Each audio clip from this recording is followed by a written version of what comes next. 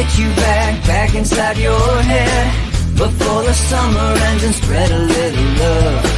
Just for a little fun, I'll make you come back to me before the rise of every sun.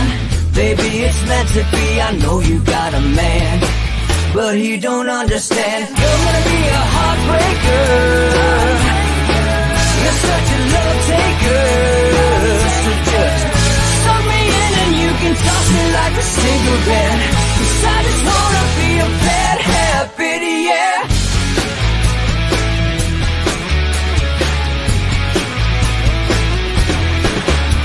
There's rhythm in our love, it's impressive, excessive. You can't make this stuff up. My chest beats, it's restless, wakes the neighbors up above. Yeah, baby, come and show me love. Baby, come and show me love. Because you're gonna be a heartbreaker.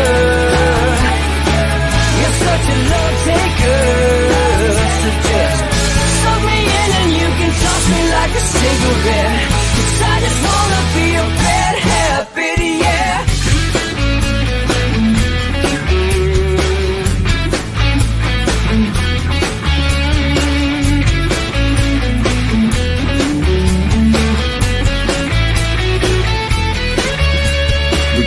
And take a one-way ride, steal us away to find a place we can hide. It wouldn't take much to disappear for a night, just to give into the need and leave it all behind. 'Cause I know that you know that I know that you want me. You told me, now show me, come blow me away. 'Cause I know that you know that I know that you want me. You told me, now show me, come blow me away. You're gonna be a heartbreaker.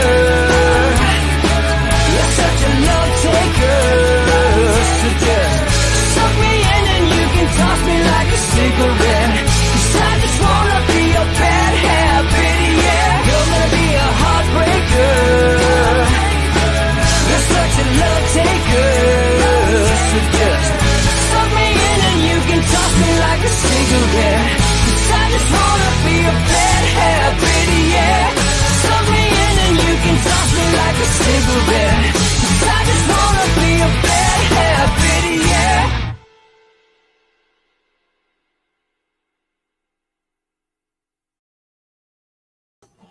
Good morning, folks. Freewheeling Friday. Welcome to Inside the Numbers with the People's Pundit. I'm your host, Rich Paris, the People's Pundit. And today we got a lot of ground to cover for a Freewheeling Friday. We'll have Don on later to talk about some of the stuff we're going to talk about in the first hour, get his take on it. But on the roster today, Jussie Smollett. Yes, we will be returning to a Friday rant of Jussie Smollett. All right. Also, Hispanic swing towards the GOP. Might sound a little bit familiar.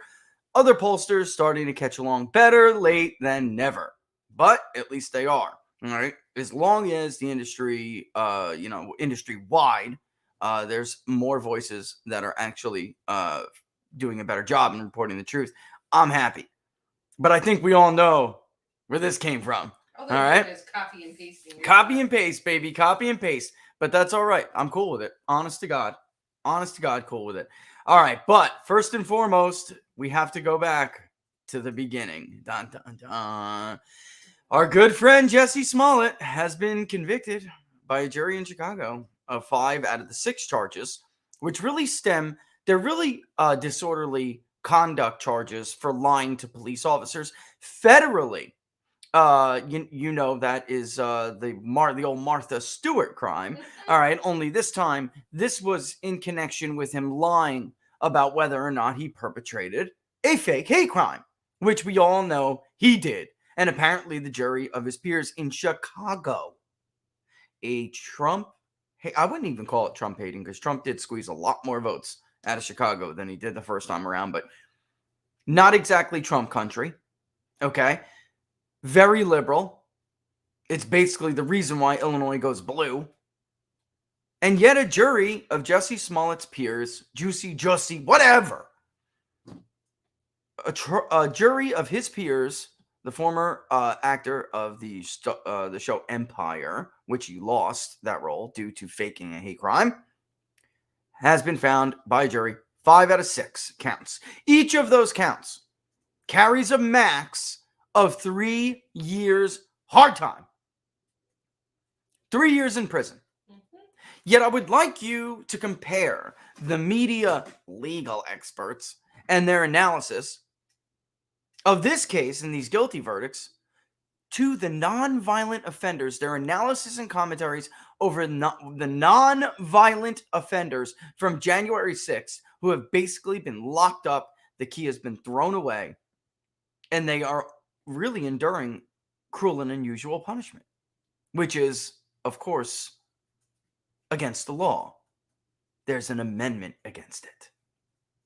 It was pretty important to the architects of our judicial system.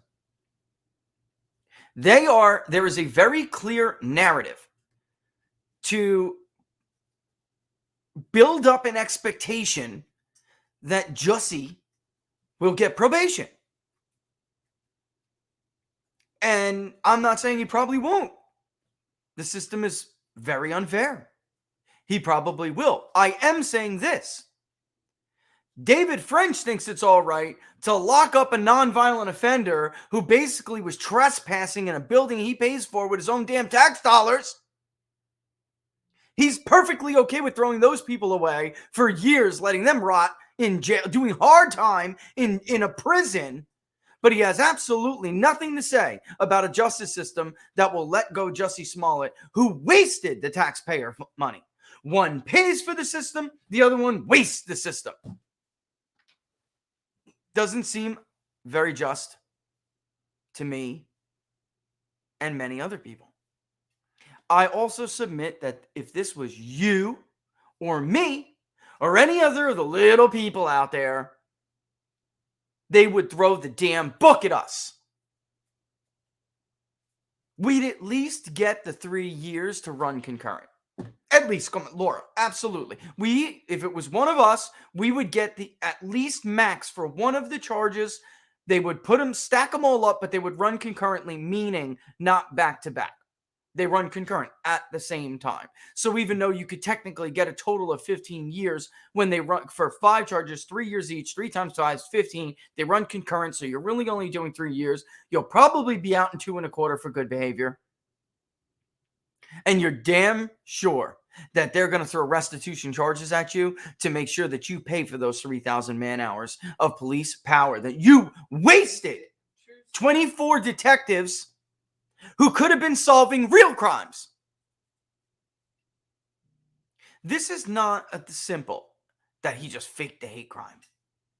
He faked a hate crime in the Trump era when it was nothing but fake hate crimes. When there was nothing about fake stories, I should say. Running back to back about what a racist Trump was. Oh my God, this is really Trump's fault. Did you hear actor Jussie Smollett was the victim of a lynching in 2000 in the 21st century? Can you believe an actor is still being lynched for his color of his skin and his sexuality? America is such a bad place. And you know what? It's all Donald Trump's fault. I don't think that's forgivable with 3 years of paper or whatever probation period he gets. That is not paying your debt to society for what you did to it. But I strongly suspect there's a reason why they want Jussie to get off. All right? Get off easy, at least. They originally tried to sweep this all under the rug. He has political friends, which we'll remind you about in a second, who had interests that just so happened to coincide with lynching, which we'll remind you about in a second. And those political friends picked up the phone, tried to get Fox, the prosecutor, to sweep this all under the rug. We'll remind you about that in a second. And it is only because of the groundswell of anger that led to the appointment of a special prosecutor who would ultimately take this case forward. But again, nobody seems at all interested in why Jussie Smollett would do this. Why on earth he would put his role on Empire in jeopardy. Whatever he had coming before him, he told the jury last week too. He told the jury that he has lost his livelihood, that he lost his role on Empire, and his career as an actor has been destroyed. Why would a fairly famous, currently successful at the time actor risk faking a hate crime? It is true. Jussie Smollett, whatever. You know what? He sounds like an Arctic fish or something. Right? Smollett, mullet. I don't know. I mean, what don't ever trust a guy who sounds like a deep sea fish or something that the eggs from which they collect to serve fancy caviar. Okay? Don't ever trust a man with a name like that. Let that be a lesson to you, America. Anyway, why on earth would he do this? It makes no sense. He was anti-Trump. The guy pushed every fake story from the beginning of Donald Trump's presidency all over his social media. Donald Trump is called for a Muslim registry. F that guy, man. F that guy. No, he didn't. Hunter Walker interviewed him for Yahoo News. He said, quote, we can't rule out anything when it comes to protecting American citizens. And they asked whether or not he would be open to monitoring mosques, to which Donald Trump replied, we cannot rule out anything. Protecting citizens is the number one priority of the U.S. president. Then Hunter Walker from Yahoo News took that line and said Donald Trump wouldn't rule out a Muslim registry. CNN grabs it, posts it, right? Because that's what we call it, regurgitation news. They didn't actually do the work themselves. They just write report and the headline, which is exactly what they did with Yahoo, and said Donald Trump called for a Muslim registry. And from there, idiots, simpletons like Jussie Smollett pushed it all over Twitter without regard to whether or not it was true. All Mexicans are rapists and murderers. That's another one of Jussie's favorites. Donald Trump never said such a thing. End of story. Fully believed Donald Trump was in fact a traitor who colluded with Vladimir Putin to steal the election from Hillary Clinton, and that is how he won. No amount of evidence would change his mind on this, of course. That added all the disappointment, and yet he still didn't fake a hate crime. His buddy, then senator, with political aspirations, now Vice President Kamala Harris, decides she wants to run for president. She has absolutely nothing on her resume. She has passed nothing. She has accomplished nothing. Yet she feels entitled for some reason to decide she wants to run for president. Thank you, Barack Obama, for lowering that bar. Way low. I mean, at least he was a community organizer, though. She threw black men in jail. At least he tried to get black men out of jail. Let's be honest. No, let's be real. True. She made her bones with bones and with throwing black men in jail. That's what she did. Black and brown. Mm-hmm. She didn't like any of them. Which is why her candidacy crashed like the Hindenburg when Tulsi Gabbard did it on stage. It just laid it bare for all the Democratic primary electorate to hear for themselves. I personally don't think she likes any minority, to tell you the truth. I don't think she likes anybody. I don't think she likes anybody. She's just, she likes herself. She looks in the mirror every day, and that's what she likes. Well, and she had nothing on her resume. Nothing. But yet she wants to run for president. What she does have is a bill she just put forward which she thought would easily pass. An anti-lynching bill, which makes lynching a federal hate crime and designates it as such, imposes greater penalties. It falls flat. Nobody cares. It's going nowhere in the U.S. Senate. Amazingly, after 41 years, Jussie Smollett, her friend, becomes the victim of a hate crime. The first victim since Michael McDonald in 1980. It's amazing. I mean, she hit the jackpot. she sure did. It's like drawing the Powerball. And nobody cares. And just for people who don't, let's, you know what? We'll dive into their relationship a bit in a minute. Let's go back and revisit this. Jussie becomes the first one to be the victim of a lynching or attempted lynching since Michael McDonald, which we went over last week, a horrible case of actual racism where the real KKK lynched and killed this poor boy in Alabama. They were all convicted except for Pappy, who had a heart attack before the mistrial could happen. Well, he had a mistrial because he went down in court and then had a heart attack before they were able to try him again. So he escaped man-made justice, but believe you me, he did not escape the higher law. All right? Everyone else, including his son, found guilty. His son was fried in the electric chair in 1991. Immediately after this fake hate crime hits what we call gateway liberal institutions like Ebony, the Daily Beast, Huffington Post, NOW Now, Vice, etc., you have these tweets. Jussie Smollett is one of the kindest, most gentle human beings I know. And we're going to find out how she knows him. A little bit more than what we went over last time, in fact. I'm praying for his quick recovery. This was an attempted modern-day lynching. Remember that? Attempted modern-day lynching. No one should have to fear for their life because of their sexuality or color of their skin. We must confront this hate with what? Oh, pray tell. The anti-lynching bill. Lynching is a dark and despicable part of our nation's history, yet it's still not a federal hate crime. Passing federal anti-lynching law must be a priority for this new Congress. Her co-sponsor, also a legislative loser who wants to run for president, just happens to follow it up a few later. This vicious attack on actor Jussie Smollett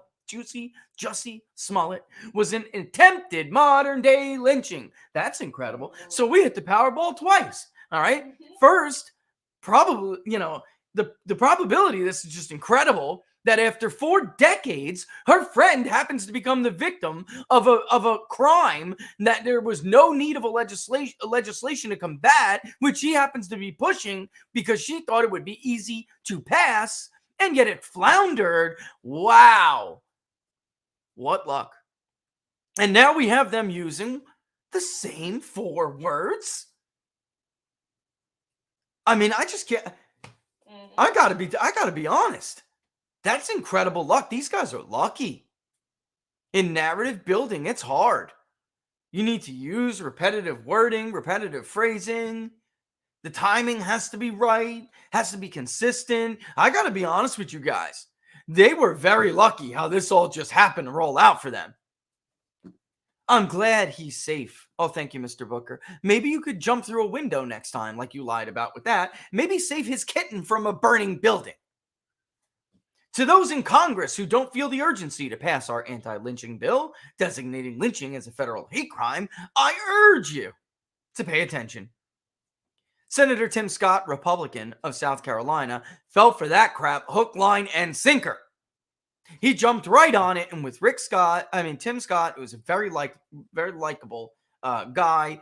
He's well liked in Congress by his colleagues. For him to do it, of course, once that happens, you simply cannot have Republican opposition in the McConnell wing of the party. And of course, they have to go along with it. And what do you know they do? Schumer says, yeah, let's give her the vote. Remember, Kamala Harris was their favorite. Remember the neoliberal administrative state, the establishment, all under that umbrella. They wanted Kamala Harris. They had fake election forecasters pontificating on how she would carry working class white voters in Michigan like Macomb County, like Obama did, even though the woman had never run for an office outside of one that was basically given to her. They wanted her. They did not want Joe Biden. Joe Biden was a last-ditch effort to stop who the Democratic voter really wanted, which was Bernie Sanders. Who was Bernie Sanders? Now, This is all very convenient. How do Kamala Harris and Jussie Smollett know each other? They are friends. They share common interests and goals. One of these goals is an organization called Time's Up. They are supposed to be a charity organization that was created to fight sexual harassment. You see here them in protest for this organization, okay? This organization has supported Hollywood actors. Some of them may sound familiar to you. Reese Witherspoon. You may remember she did Sweet Home Alabama, but then when pulled over by an officer in that region of the country, decided to get belligerent and drunk with them and spit at them and tell them what little people they are. That Reese Witherspoon. Smooth. Of Legally Blonde and other movies. Sweet Home Alabama, blah, blah, blah, blah, blah. Brie Larson of Captain Marvel. And none other than the Senate Democrats' personal acting coach, Chuck Schumer's own Amy Schumer. Time's Up had Kamala Harris and Jussie Smollett at this event. What do we know about this organization? Well, we know that they have come under significant scrutiny for wasting charitable donations. What do they do with their donations? The accusations are pay their executives flush in cash. Big salaries. Overhead that is ridiculous. And that actually a much smaller amount is actually used to fund the legal fund that actually is supposed to be aimed at helping victims of sexual harassment. So this here is one of those shared goals where they all have time to come together, sing Kumbaya, and then basically pillage the coffers. Unfortunately, that's just the way it is. They want him to get off so we don't explore this more. If he was truly facing significant time, that may be a bargaining chip.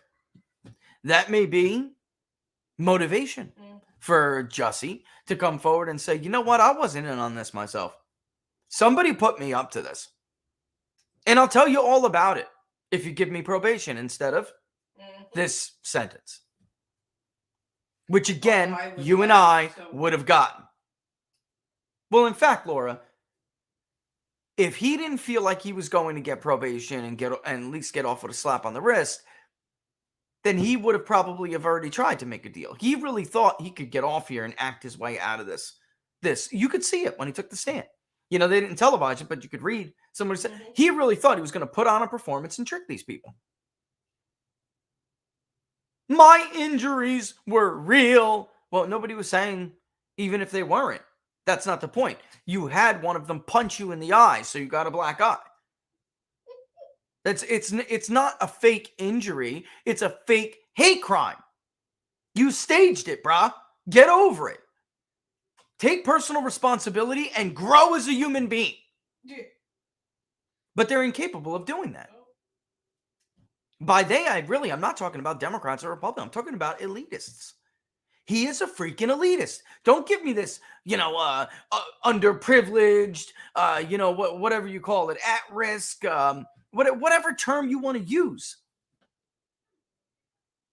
This is a privileged guy. This is a man who is personal friends with strong lawmakers and executives in political office. This isn't the little guy. Workers of the world unite kind of crap. Get out of here. But if the roles were reversed, don't you think the Washington Post, the New York Times, CNN, MSNBC, NBC, CBS, ABC, and Fox News, who hasn't done a damn thing about this story, don't you think they would have teams of journalists looking into this relationship? Don't you think they would have uncovered text messages somewhere? Someone's staff? Because no doubt with the exception of Don Lemon being a total idiot and tweeting this and texting this guy directly, especially when, Don, you moron, especially while he's under investigation. I would more expect to see something like her chief of staff and like his people.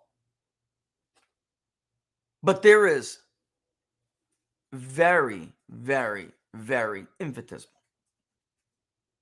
very small chance in my mind that this man did this alone. And if the roles were reversed, say like James Woods, let's just for a second speculate that James Woods faked some kind of hate crime, like a black on white hate crime, or no, let's even do this better. A illegal immigrant on white man hate crime while Donald Trump was trying to pass like Kate's Law. All right, imagine this scenario, for alternative scenario for a second. Do you think if it was James Woods and Donald Trump, the media wouldn't already have been throwing accusations that Donald Trump and James Woods coordinated on this fake hate crime so Donald Trump could pass his legislation? Of course they would. They fabricated that the man was a Russian spy who somehow colluded, a nice word, colluded, which they stole from people who were reporting on WikiLeaks in 2016, which we're going to pivot to in a moment. They stole that word from alternative media. Breitbart, PPD, others were reporting that, in fact, WikiLeaks showed that the Clintons and the DNC colluded with the media. And they used that word, they twisted it, and they tried to rebrand it. And they had no evidence whatsoever. Not even speculation, folks. They had rumor. There was not speculation based on very strong circumstantial evidence. Because there wasn't even any circumstantial evidence in the Russia hoax. It was all completely fabricated. If this was a different story and it was James Woods and Donald Trump, they would run with it no matter whether or not they had strong evidence to go on or not. If the evidence and the timeline and the fact pattern was like this, oh, forget it. They would already be rendering their verdict in the court of public opinion.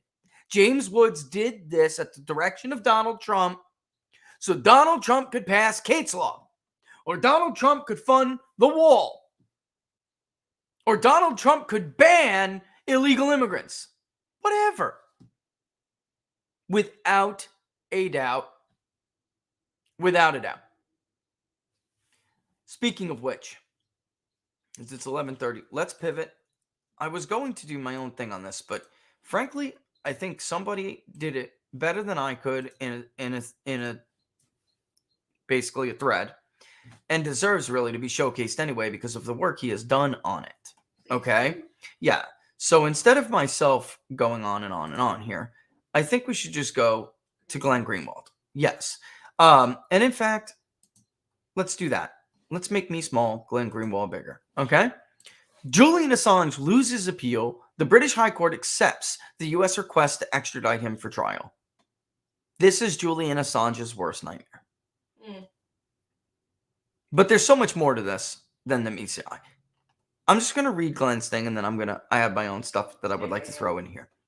Press freedom and civil liberties groups throughout the West have repeatedly warned that Assange's prosecution is a grave threat to press freedom. A real threat, unlike Donald Trump, who they called a grave threat. Remember that? All this constantly. The Biden DOJ ignored them, and today won a major victory, permanently silencing the pioneering transparency activist. And by the way, what he said is true. International groups in other countries, even leaders of other countries from France, Germany, have criticized not just the US, but the UK as well. That this is a journalist doing journalism because he embarrasses you and doesn't play by the same rules as the corrupt corporate media does not mean he is still not entitled to the same press freedoms that the Washington Post is entitled to, and the New York Times. And they don't want anybody who doesn't play ball with them to have the same freedom as those who do play ball. It really is that simple, folks. That's how corrupt status quos work. And quid pro quos, like we were talking about with Peter and Georgia, it's all a quid pro quo. The idea it's the idea of a quid pro quo being some kind of criminal act in politics and foreign policy and all espionage, ridiculous. That's the currency in this world. Press freedom groups reacted with fury to the Biden DOJ's victory in its attempt to imprison Assange under espionage laws for doing journalism. Reporters Without Borders said, quote, Assange has been targeted for his contributions to journalism. True story. The freedom of press, and that's right, freedom of press, at Freedom of Press, described the ruling, quote, as an alarming setback and a black mark for press freedom in the U.S. and around the world, and noted what craven hypocrites Biden officials are, spending the Trump years pretending to care about press freedoms. I have to show you guys this. These proceedings and today's rulings are a black mark on the history of press freedom. That United States prosecutors continue to push for this outcome is a betrayal of the journalistic principles the Biden administration has taken credit for celebrating. As brave whistleblowers have explained for decades, this kind of abuse of the Espionage Act against sources and now journalists and publishers is an embarrassment to basic ideals of justice and to core First Amendment values. Listen, what does a pollster have to do talking about this? It's not appropriate for a pollster to be tweeting about this stuff. Your name is about to go right after publishers, fools. So speak up with me and stop being little cowards crapping your pants every day. Your name is going right there. You pull one thing about maybe, let's say, the Patriot Act. Let's say the FISA court. Whatever. And you get the wrong answer, you may be brought up on charges of the Espionage Act. Get with it. But not to mention them doing these things without real accuracy being reported, they change the narrative. Well, that's it. Yes. What Laura's trying to say is that they will come after people like us because they will start, like we were saying, they only want people who play ball to have those press freedoms. Well, they're only going to want pollsters who play ball to be able to put out that information. The Russia collusion hoax was a disinformation campaign, something they would turn at the people to topple the Ayatollah, something they would use against the Syrians to topple Bashar al-Assad. They use that on you this time. And they simply can't have people like us dropping truth bombs. They just can't have it. And that's what really Julian Assange's sin. And I'm going to tell you really where his original sin came from, because I think I'll dispute this with Glenn a little bit. His sin is telling people things that the government and the corrupt media have decided you are not allowed to hear. In 2019, Washington Post op-ed I wrote, meaning Glenn, once the Assange indictment was unveiled, I warned, quote, it criminalizes defining attributes of investigative journalism, unquote. 8 months later, Brazilian prosecutors copied that theory to unsuccessfully try to prosecute me for my reporting. Guys, this stuff is contagious. America, people always say, well, America should be more like Europe. Europe is a wasteland and always has been. We've had to save them. First of all, we ran away from them for a good reason. We had to save them from killing themselves and each other, not once, but twice. They don't respect human rights. Our Constitution is the dominant constitution protecting human rights around the world. If we go down, the rest will topple with it, because they only act as respectable as they do right now because they're afraid of us having something to say about it. They want to mimic us and stay on our good side. The minute we start to behave badly, they behave even worse because we lose our moral authority. Look at the pandemic. Look what we did to our citizens on the pandemic. Now look at Australia. There are camps in that country right now. Do you realize that? Camps for the unvaccinated. German women, 60 years old, protesting vaccinations in Germany, getting sprayed with pepper spray. The minute the United States stops holding the standard and loses its moral authority, the rest of it comes crumbling down. Their constitutions aren't real. Their social contracts aren't binding. They never were, which is why we created the republic we created 250 plus years ago. And they've been pathetically declining ever since. They forced us into this role, by the way. Their mistakes, and they're imperfect, and we're all imperfect. But I would even say their broken systems of government and their broken worldviews made us take a role we never wanted. And now they're infecting us with their stupidity. They're infecting us with their dangerous Hobbesian, monarchist tendencies. Elitist, aristocracy-loving tendencies. Groupthink, right. Groupthink, Incapable of critical thought. hive mind stupidity. And this is it.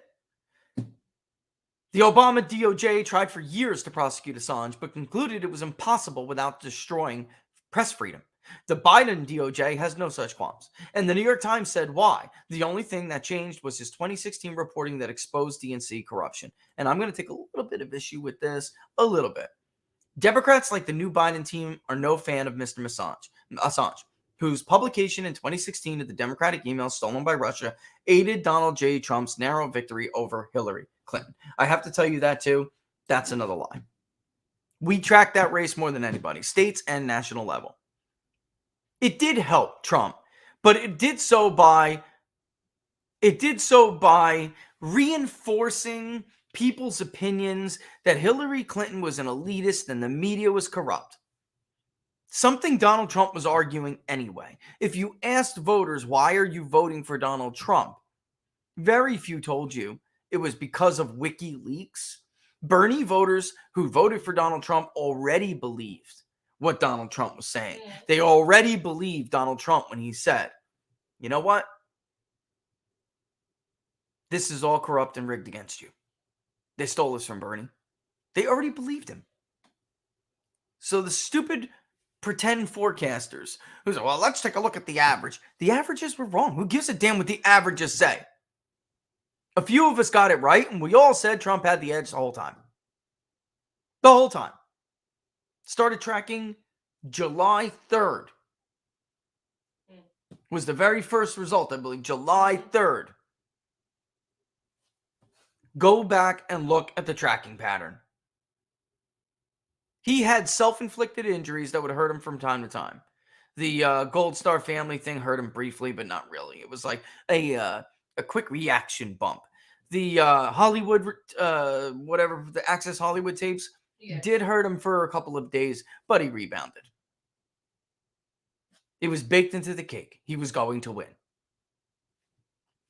Assange is being destroyed despite his pioneering work in breaking major stories around the world, far more than all of his corporate media haters combined.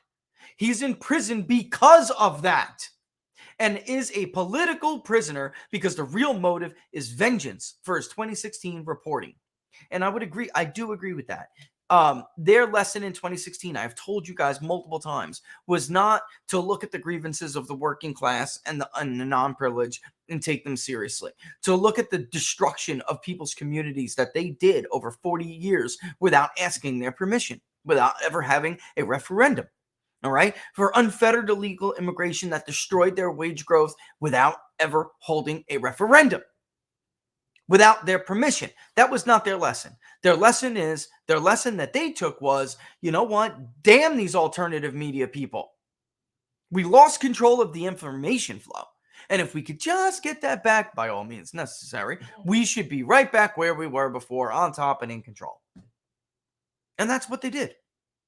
And they started moving in with censorship. They came after people like us. They destroyed our relationship with Google. Sure did.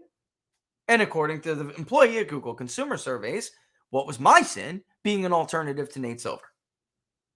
And you don't even understand. Like, That's Google used to, like, recommend Rich. Oh, absolutely. Absolutely. All the time. Absolutely. We had a fantastic relationship with the Google News How many team. times did you I wrote the Google News plugin for WordPress. I wrote it for free. Well, later we started charging it, but they asked me to get a free version on the WordPress directory. I taught myself how to code PHP, CSS, and Java, and I wrote one. We had the claim review schema markup. We had the claim review schema markup, which not many people were allowed to have, which was basically the early fact checker. Like you could put markup in your website that allowed Google to display your results differently than other people. So while somebody else would just have a headline in the search results that you had, if you had the claim review markup, you would have a claim, what was it called, or a claim card or something, claim review card. And it would say, rated as false by People's Pundit Daily, rated as true by People's Pundit Daily, whatever. And if it wasn't for James O'Keefe and Project Veritas, I would never have seen those documents about what happened to us. I had an employee tell us what was going on, but I didn't have concrete evidence until James O'Keefe one day, years ago, was like, hey, bro, you're in here. I'm like, what? What was my crime? Alternative information. No, not even. Correct. The correct information. Because who was right and who was wrong? It's not like this is arbitrary. Yes. It's not like it's subjective. Who was right and who was wrong? I was right. They were wrong. Can't have that. They wanted you all to think it was impossible for the man to win, when clearly it wasn't only impossible, he was the favorite. And historically, he was the favorite. It's very difficult for a party to hold the White House for 3 consecutive terms. Go back and look. George Herbert Walker Bush got lucky. The U.S. extradition request will now be sent to the UK Home Secretary Priti Patel, expected to rubber stamp it. Assange says he'll appeal. Regardless, his freedom, if it ever comes, is now years away and he remains silent, exactly as the Biden administration wants. He's also in very poor health. They're killing this man by holding him confined like this. He was already forced to hide in the embassy for all those years.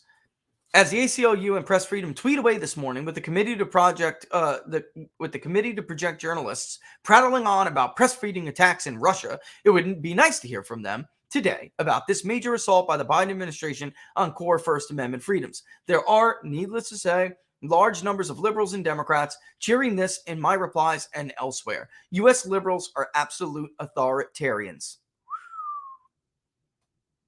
He lives in Brazil now, but folks, he is an American liberal. I mean, this is like, you know how they always grab a stupid headline from like our good punching bag David French and people like Bill Kristol. These are not real conservatives, yet they'll always use them as a weapon to bludgeon actual Republicans, actual conservatives with. Here you have an actual liberal bludgeoning what are supposed to be liberals. So that's why it's backward. Yes. You have fake conservatives bludgeoning real ones. Here you have a real liberal bludgeoning fake liberals. See, they always err on the side of fake. Okay? All right, so look at the wide range of voices long condemning Assange's prosecution. Look from Brazil's Luca. I mean, I guess I could play a little bit of it. Oh, it's not in the same language. We're not doing that. And then here we have Tucker Carlson. In jail for an awfully long time. He's now in jail in the UK. He was under house arrest in a foreign embassy in London. The U.S. has now accused Julian Assange of violating the Espionage Act. This has been going on for a long time, and it shows how dumb we are that it took us a very long time, years, to ask the obvious question: what exactly did Julian Assange do wrong? All good people hate Julian Assange. What was his crime exactly? Was he hacking into other people's computers? Was he stealing secrets from the U.S. government? No, actually, he was publishing things that other people sent to him. He was a journalist. He was an editor. That's it. Moving on. Noam Chomsky. Assange has performed an enormous service to all the people in the world who treasure the values of freedom and democracy, and who therefore demand the right to know what their elected representatives are doing. And for that very reason, He's one of the most dangerous criminals on the face of the earth. There it is. I mean, he just said it right there. Here is Daniel Ellsberg. Guys, you may remember the liberals love Daniel Ellsberg, or did. He risked his life in prison, to show the world that their government was, or the American people, that their government was lying to them about the Vietnam War. He has been tweeting praise for Julian Assange for a very, very long time. You would think the modern left would care about this. It's hard to overstate what rogue authoritarians, U.S. politics and media liberals, and their UK counterparts, servants, and I think that's an accurate way to put it, servants, the UK counterpart servants, are. The rest of the world, press freedom groups, leaders across the spectrum, dissidents and whistleblowers, see Assange as a hero, and this as a grave assault. U.S. liberals want Assange to rot in prison for one reason only, his reporting in 2016. Based on true and accurate documents, which reflected poorly on Hillary Clinton and the DNC. They believe opposing Democrats is a crime. Let me say that again. They believe opposing Democrats is a crime, and they want their adversaries imprisoned. Let that sink in. They are a true menace. Imagine if Trump, he's playing the imagine if game. Remember, we made up the imagine if game. Yes. Imagine if Trump, rather than Biden, had just won a major victory toward permanently silencing a journalist who revealed major corruption by the Trump campaign and RNC, rather than Hillary Clinton and the DNC. Every CNN, NBC, New York Times, Washington Post employee would be in red alert mode. Instead, there's barely a wisp. Employees of media corporations whined and wept and were hyperventilating with panic attacks every time Trump tweeted something mean about Jim Acosta or Mark Joe Scarborough from MSNBC and Morning Joe. But they don't care that Biden is imprisoning Assange because their purported press freedom concerns are a fraud. This sickness was created and spread by them and the Democratic Party. It's going to be with us for years, if not decades, to come. They broke the brains of so many people with their demented conspiracy theories. And folks, for the love of God, look at what that woman tweeted him. She has nothing intelligent to say in response to the argument he is making. So instead, she comes back. Well, we were just talking about this with Mark. What's that? That bias. It's slipping my mind right now. But you can't. It's like the inability to recognize the truth when a lie has been thrusted upon you so much. It's like brainwashing. No, yeah, but it's not. There's a word. I'm talking about. There's a social science word for it. And we were just talking to Mark. He's doing his thesis. We talking about it because I wish Mark would text me. It was somebody who is for a law review is writing an article, asked us for some of the polling data we did because how much the media hits you with these lies, they break your brain. Glenn is right. Glenn Greenwald is right. They break your damn brain. They have trust in authority. They have trust in what they believe to be the gateway keepers of truth here, right? So the vanguard, and they break their brains with these fake conspiracies, and these people are unable. They are unable to recognize that they were lied to or admit to themselves that they were duped by a lie. And it takes a long time, if not never. It could never happen for them to recognize they were lied to. Do you have it? Coercive persuasion. No, that's not it. Anyway, how much is Putin paying you for misinformation and Russian propaganda? You have got to be kidding me. It's like the age of reason never happened. It's like we're in the age of unreasonable. I mean, I would just argue with Glenn's point on this. His original sin, maybe that was the final straw that broke the camel's back, Glenn. But his original sin, Julian Assange's original sin, was publishing the Afghan papers, basically. Publishing footage that showed, well, it wasn't just footage.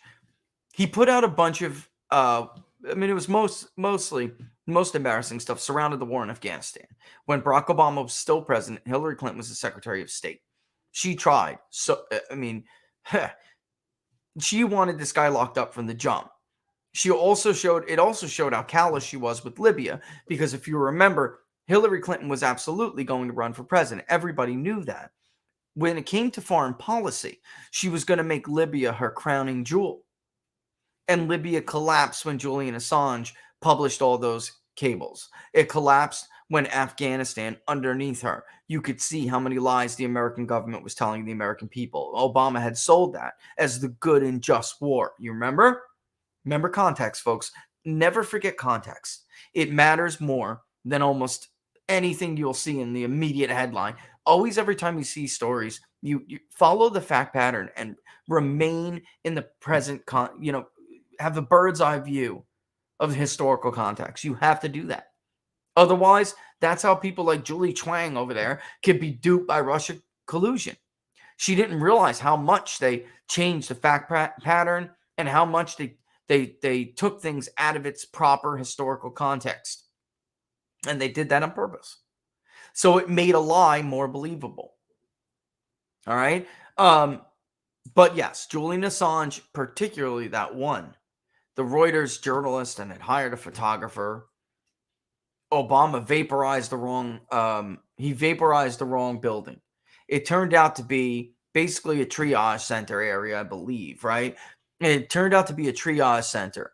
No, that's not it either. It turned out to be a triage center or something like that. We droned it.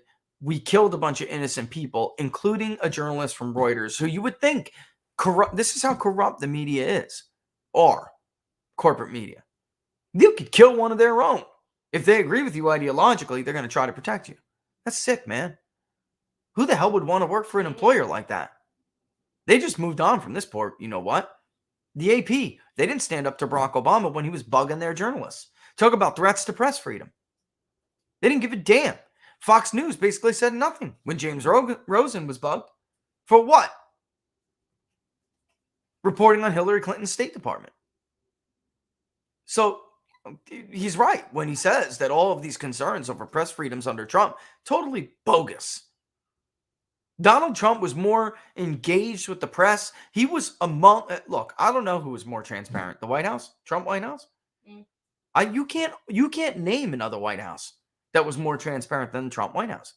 Guarded? Yes, because they had a full-on adversarial, worse than adversarial. Adversarial is correct. They had internal traitors. They had external enemies, fabricators of myths,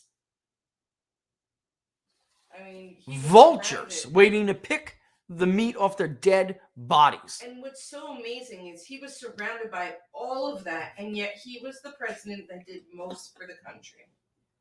Yeah, I mean, I would argue, no matter whether you like Trump or dislike Trump, you cannot argue that he accomplished more than anybody else. He even creamed Reagan, and I mean both terms. As far as actual accomplishments, he did. All right, let me take a sip of water. There we go. All right, so back to it. Was one of the really embarrassing pieces of material that Assange didn't leak. He published. Somebody leaked it to him. Guess who it was? Mostly a lot of it, Chelsea Manning. That was leaked to him, Bradley Manning, and he just published it. That's all. Like a journalist, published. Unredacted, because that's what the news will do. Julian Assange did not believe in redactions. He believed in publishing everything in its full context. God forbid. And he did so, and what he showed was that the United States government, the U.S. military, the White House, the intelligence agencies were lying through their teeth. They told the world that those were Taliban targets, or Al-Qaeda at the time, probably, actually. There was no ISIS yet, or at least that they spoke of out. Taliban targets. They didn't kill the journalists. Must be some mistake. If anything, those were suicide bombs. We're lucky we shot them. We're lucky we killed them. Could have been worse. In fact, that was not the case at all. We just killed a bunch of innocent people, like Joe Biden did the other day when he tried to show, because it's how dangerous a weak president is dangerous. Because when they do something like blow an easy withdrawal from Afghanistan, rather simple procedure, honestly. I think anyone in the military who's not an idiot like Mark Milley, could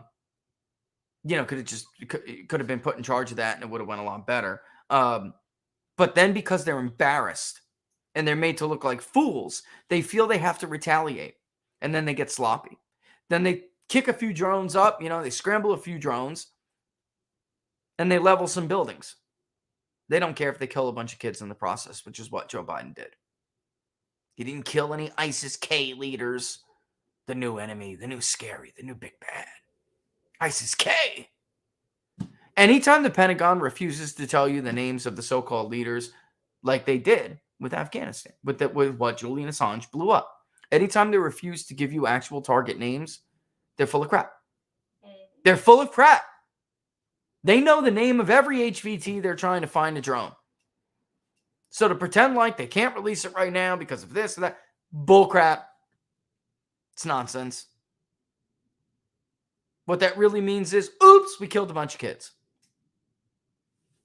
And we don't want our preferred party's president to look bad, so we're going to lie. Like usual. And we'll tell you the truth, if you're lucky, in a few months when no one's listening. And in the case of Barack Obama, the chosen one, they were never going to tell us the truth. Julian Assange got us the truth. As it was, that was really the original sin he committed, because he got put on their radar after that. That was it, man. They hated him. He was public, or not really. I wouldn't say public enemy number one, because only they cared. The country didn't care. Yeah. No, because they saw it as a betrayal. Yeah, you bunch of liars. You killed a bunch of innocent people, including a journalist from Reuters and his cameraman. Yep. Snitches, and you made us look like fools. So that's what really happened. And it's driving me nuts that I cannot come up with this. Text him. Did you? Well, he may be busy. He may be, but just text him. It's driving me nuts. Maybe I can tell him in the second half. This is driving me crazy. It's because it's not a psychology term. And I know that that's technically not a medical science. It is a social science, but there's a term for it. It's driving me nuts. But it's definitely puts it into. There's a few things that separate it from usual, biases that we're talking about. This is different. This is the phenomena of how difficult it is for a person to come to the realization that they have been believing a lie. And for nothing you can put in front of their face. Some of them will never be convinced. For some, Kyle Rittenhouse will forever have illegally crossed state lines with an illegal assault rifle and killed 3 black men who were peacefully protesting the murder of an unarmed black man. Do you understand? How many lies did I just tell in one sentence? The whole sentence. Kyle Rittenhouse illegally crossed state lines with an illegal assault rifle. That's 3 lies. Killed 3 black men. That's 2 lies, because he didn't kill 3 people and they weren't black. So that's technically 2. Who were peacefully protesting. That's another lie. The police shooting of an unarmed black man. Killing of an unarmed black man. 3. That's 8 lies. That's how many lies they told in one sentence over Kyle Rittenhouse. 8. The only words that were Holy crap! and the. Yeah, it's like you get down to when only articles matter. Only articles are free from the stain of misinformation. Holy crap! Did I count that right? Kyle Rittenhouse illegally crossed state lines with an illegal AR assault rifle, because it's not real assault rifle, all right, and killing 3 black protesters who were peacefully protesting the shooting, the police shooting, fatal shooting of an unarmed black man. Right? Am I missing anything here, guys? That's 8. He was not unarmed. He had a knife. He was not killed. He's in a wheelchair. Jacob Blake. Wow, man. I just did that as a quick exercise for you guys. Think about how much deception they throw at you on a daily basis. And for some of these people, like this one with Glenn, her brain's broken. Glenn's right. Because that's what Laura and we refer to this all the time. People who have been duped like this. Her brain is broken. She can't engage in rational discussion anymore, reasonable debate anymore, until she puts the pieces of her brain back together. She should stop engaging on social media until her brain is fixed. The best analogy I can give is like the way these people react is, for instance, if you have a family member that has dementia, right? And then you try to convince them that you are their child. And, right, it comes and goes. But during the part when they're going, you actually make them break. You flip them out. Illusory truth effect. I'm sorry. It just... Okay. Go ahead. But nonetheless, instead of being able to actually even accept the truth that child is theirs, they break down. They go into fits. And that is what it's like trying to present the truth to somebody who believes such a lie. Yep. That's right. Yeah. It's sad. That's so true. Mm-hmm. That's good stuff. I'm going to put a link in here and then we're going to take a break. This is a pretty good example of it. I had read this before. When we come back, we're going to go a little bit lighter. The decision lab. Illusory truth effect. You guys need to check this out. I'll also put it in can you grab that and put it in a local chat? They'll love that. I wish there was a way to connect locals to StreamYard. I bet you there is, though, when we go back to Wirecast. I bet, here, I got it. I bet you there is a way to do it if we connect back to Wirecast. Because Wirecast, the thing about there's so much better, I personally like it better and can't wait to get back to it, is just so much more you can do if you know how to do it. And I mean, if they have an API, or else they would not have been able to connect with Rumble the way they do. There has to be some kind of integration. And if not, I'm going to ask them to allow me to build it. Give me the damn documentation. I'll do it myself. All right. So with that in mind, I can go back over it a little bit more when we get back. All right. From the break, but we are over. And when we come back, we're going to have Don Smith. We're going to check the latest of our Christmas Elves poll. Okay. We're going to talk about latest polls. I really want to talk about the Hispanic swing that has been going on, that we predicted, we discovered, we unveiled. We showed everyone was happening and was happening first. We showed it in 2020. Forget about exit polls in 2020, which did not seem particularly accurate at all. We have actual precinct and county data now. There is no way Donald Trump won the same amount of the Hispanic vote. It's impossible if he won South Florida the way he did, almost carrying Miami-Dade. If he won counties in South Texas the way he did. If he almost won some by swinging them 60 points, by winning 40, almost 5% in Clark County, Nevada, by winning huge amounts in other areas of Arizona. That's just not possible. So we knew that was happening. Then we saw it in the California recall. Then we saw it in New Jersey and Virginia. We took a lot of crap for saying Glenn Youngkin was definitely going to carry them. Hispanic men are voting almost exactly like white men. That's what we're going to talk about when we come back.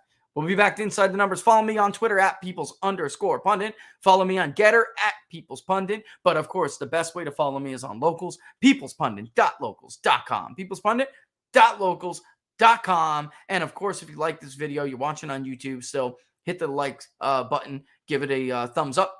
Hit the subscribe, but definitely don't forget to hit the notification bell. That'll let you know when we're going to go live. And on Rumble, give us that old plus. Hit subscribe. That'll let you know when we're going to go live as well. All right, don't go anywhere. We'll be back. More Inside the Numbers with the People's Pundit in 2 minutes, 30 seconds. Here's the Bowen Band, baby.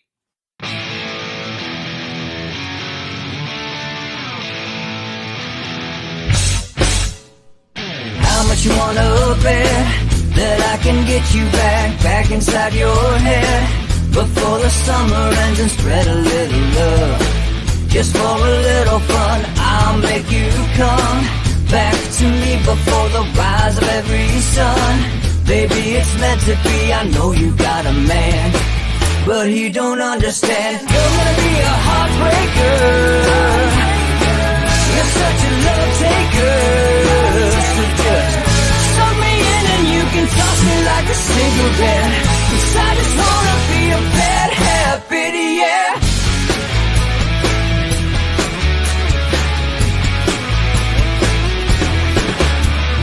Rhythm in our love, it's impressive, excessive. You can't make this stuff up. My chest beats, it's restless, wakes the neighbors up above. Yeah, baby, come and show me love. Baby, come and show me love, because you're gonna be a heartbreaker. You're such a love taker. So just suck me in and you can toss me like a cigarette, 'cause I just wanna be a bad habit, yeah.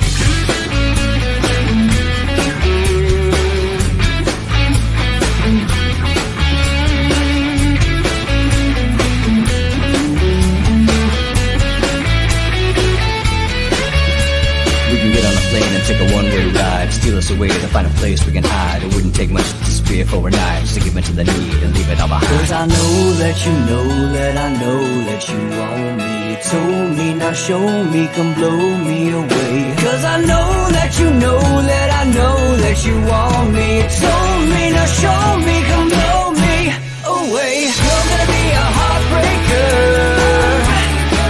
you're such a love taker. So just suck me in and you can toss me like a cigarette, 'cause I just wanna be a bad habit, yeah. You're gonna be a heartbreaker, you're such a love taker. So just suck me in and you can toss me like a cigarette, 'cause I just wanna be a bad habit, yeah.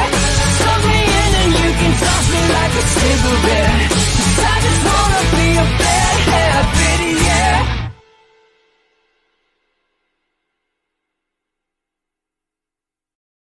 God, my kids are inside. Can we speak to you for 1 second, Miss Rollins? You're in front of my house with my children? We literally just pulled up here. Yeah, but how do you know where I live? Oh, it's public record, ma'am. Right, okay. That's unbelievable. We're not stalking you at all. We're yeah, not. but my kids are inside. Oh, we never even knocked the door. We were just parking here trying to figure out where we were going, and someone said we saw you here. So. Yeah, okay. Thanks. So happened to see it. Yeah. We did. No, we did. I'm gonna please make sure that you're in front of my house with my children inside. And you're gonna put this on here. This is your house. I'm yeah, sorry. so as a black woman in this moment, in this country, you're gonna put my house on the screen? No, ma'am. We're just here approaching you to ask you a question. Get away from my family. Speak to me at my job. If I get hurt or harmed because of this, you are on the record for that. Or my kids are killed. Listen. Who do you think you are? This is private property. we're gonna Get out of here. absolutely get out, And you know but- what I'll do? I'll call the police on you and make an allegation, Okay. and we'll see how that works with Okay, you. So the absolutely. rantings of a white woman get you here and scare my children? No, Get no. off of our private property. We're here And I to swear to ask God, you I'm about dead it. The serious. rantings Find your of a name. white You woman. can ask me somewhere else. can give Do you my not name. have a camera in front of my I house. can give you my name. Get I'm get not them out of hiding. here. This is the Please. Boston I'm not police. I will hiding. have you arrested. I swear to God. Okay. My children are going to be hurt. My To children! ask a question, you didn't even know where you live. Get You away happened from to my be My house. children are gonna be here hurt. when someone said we Please, saw you. please. Okay, we're gonna step away. Wow. Thank you. Okay. Out of respect. for kids. Absolutely. In What the a video- what a chode you are, officer. What a freaking chode you are. You know damn well they have every right to be in front of her house if they felt like it. As long as they're not on the front. Road Rage Rollins, another George Soros funded district attorney, Suffolk County. Good luck with that one. Suffolk County, Massachusetts. Good luck with that. Just like funded by the same people, Soros and others, who put Fox in office. These are the people who are in charge of prosecuting the elite's friends like Jussie Smollett. Good luck with that one, Suffolk. Why is she called Road Rage Rollins? She had a complaint filed against her. She flipped out because she in a parking lot. Apparently this woman, she said, came too close, even though the woman says she was in fault, and flips out, says she's going to write her a ticket. She thought she was a police officer. So this woman, being scared, called the police. Didn't know if this woman was impersonating a police officer or what, but flipped out. First of all, I played that because this is indicative of the Fox, Harris, Smollett mindset, which is that they're not subject to the same scrutiny that the rest of us are, or their political adversaries are, like poor Julian Assange. They're not subject to it. They live by a different set of standards. They are held to a different standard under the law. It has long been the case in this country, whether you are black, white, brown, or yellow, or whatever, that if you are involved in a media controversy, or the media has hard questions to answer, like why did you lie about that encounter in the parking lot? Because that's what happened. They found out later in an interview with Howie Carr, she lied. If that's the case, they end up camped on your front porch. How many times have we seen high-profile criminal cases where a man's wife goes missing and all of a sudden he turns out to be the main suspect? The media is out on his front lawn for weeks until the story dies down. That's what happens. Did Donald Trump call the police after Access Hollywood? You should have seen in front of Trump Tower. Not just media, but people threatening his life. You are not exempt from scrutiny because of your race or the position you hold. And it doesn't matter if that reporter is white, black, or any other race. She's a reporter doing her job. But instead, she uses race and the fake concern for her children to weasel out of answering hard questions. You want it, you got it. Where's the white privilege for a white man in that scenario? You think a white man would have been able to say, you know what? I'm a white man and you're a black woman. So this is aggressive. I feel threatened here. Get the hell out of here. Such a fraud. But just like Fox, that woman would never prosecute her friends. Nope. Never. And you get in her way, and she absolutely will use every tool at her disposal, every power entrusted on her from the office she holds to destroy you. Destroy you and all of those around you who try to defend you. All right, listen. At 1:05, I got a hard out here at 1. At 1:05, I'll be on Steve Gruber on Real America News. We're going to be talking about this more in a little bit of detail. But I just want, before we do that, to point out the pattern. In 2020, like I said before the break, we told you something was happening with the Hispanic vote. We told you Donald Trump was going to crack 40% in Miami-Dade. It would be historic. We told you in the recall election in California that Hispanic men were going to vote yes. We told you in Virginia that Glenn Youngkin was going to carry majority minority House delegate districts there's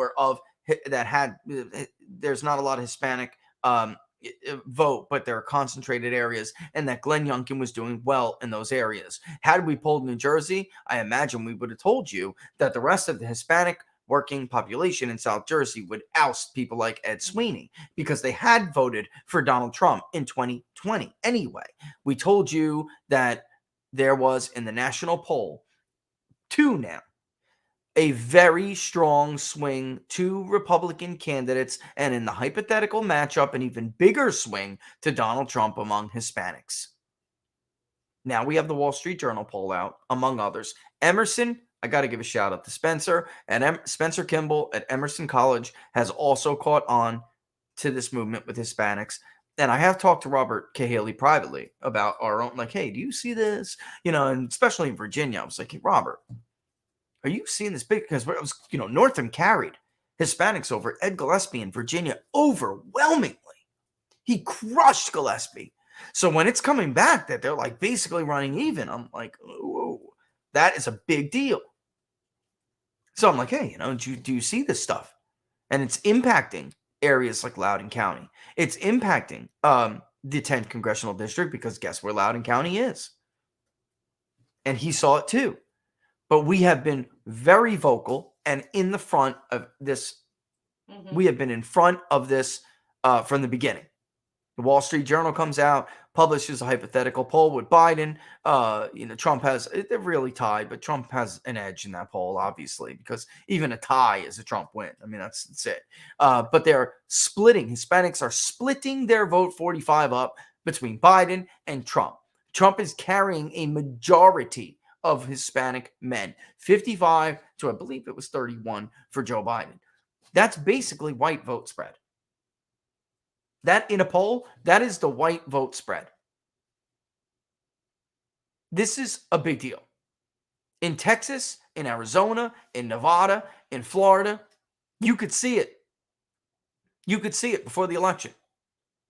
Donald Trump was going to tick down with white voters a little bit, which is has a very, you know, whites are still the majority in this country. So even a modest swing has a large impact. But that he was going to significantly increase his share with Hispanics, especially where it mattered. And he did. He absolutely did. He ballooned his Hispanic vote share with Cubans. He added with the new demographic group, the Venezuelans.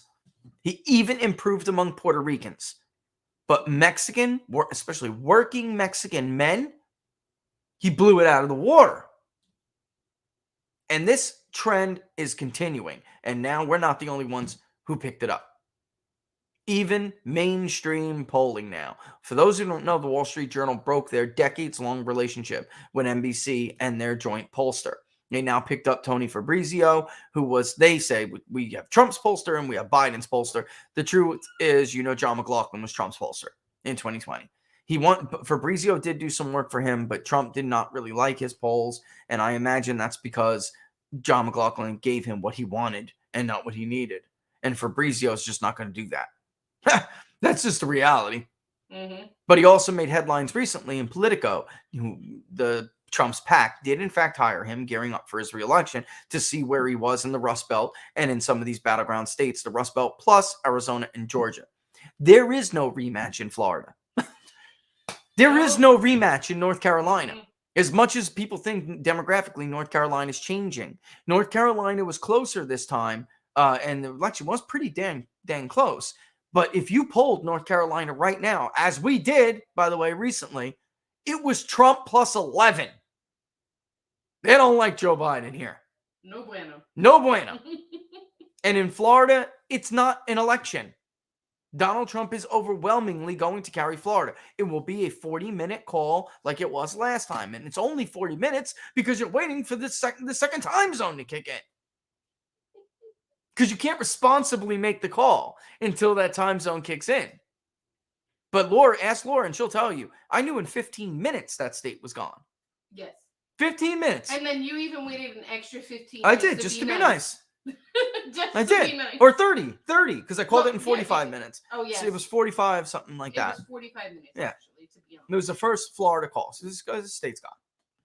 But you could see it even before the right hook came, which is the red right hook, we call it. It's like you have that second time zone panhandle vote that comes in, which is overwhelmingly Republican.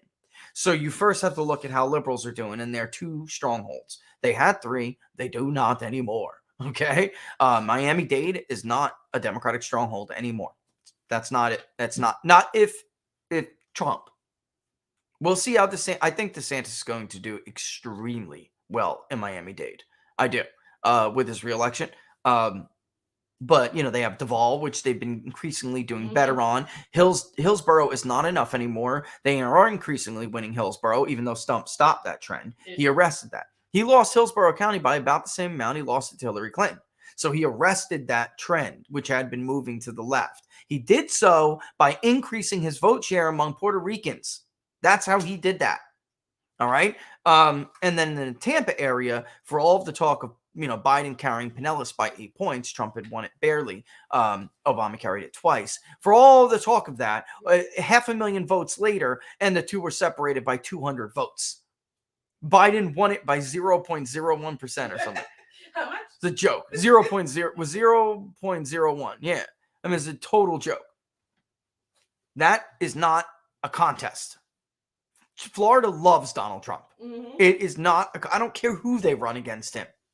You could have run. It doesn't matter. It'd be close. It's not even a battleground state with Donald Trump anymore. Holy moly. Laura's pretty. Oh my God. Don't do that to me live on air. Okay? Just go hide behind a desk or something. You're bad. You're the I worst. am. I'm not gonna make the good list this year. No, you are not. I'm on the naughty list. Viewer discretion advised. Yeah, and right. So Laura Butler, that is, Mhm. you wait for that panhandle vote to come in because typically you're waiting to see whether it's going to offset Broward and whatever else is going in the state. The fact is, though, we could tell right away that Donald Trump significantly increased his share in Broward, and Miami-Dade was looking like like he could have fought it to a draw. The early vote came in first. It was not as pro-Biden as everybody thought it was going to be. The absentee ballots came in. It wasn't. And then the in-person early vote was actually pro-Trump. And then the in-person vote was solidly pro-Trump. And that's how, freaking, yeah, so it was at just 40 when I called it, but the in-person brought it to 46 Trump. So it just was, right, the in-person Hispanic vote Mhm. was overwhelmingly Donald Trump. 30 points, guys. More. 30 plus, yeah, 30 plus. Serious. I mean, so we could tell the turnout rate we already knew, so we could tell the panhandle was going to be more than enough. More than, like, it wasn't like some other elections in Florida where you're waiting, and Bay County, which is a net, anywhere from 25 to 40,000 votes for Republicans, is going to put a Republican over. That is not the kind of election that happened in 2020. That election was Joe Biden got stomped in Florida, moving on. And North Carolina swinging significantly right now. I don't even think that would be a battleground state right now. Although Republicans don't sleep on it. Yeah, but there are seriously. some really big moves in this state right now. I mean, I triple checked those. Now I was like, no way. I would have expected a Trump +5 would have been reasonable. There was no good news for Biden. And by the way, Trump was at 52.